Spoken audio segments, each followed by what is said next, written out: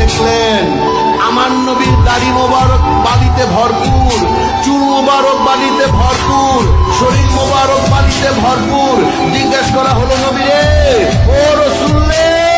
ও আমার আল্লাহর কলিজার টুকরা রে, আপনার গায়ে কখনো মশা বসেনি, মাছি বসেনি, আপনার শরীরের মধ্যে নূর আলা নূর ছিল, মিশক আম্বরের খুশবু ছিল, আপনার থুতু মোবারক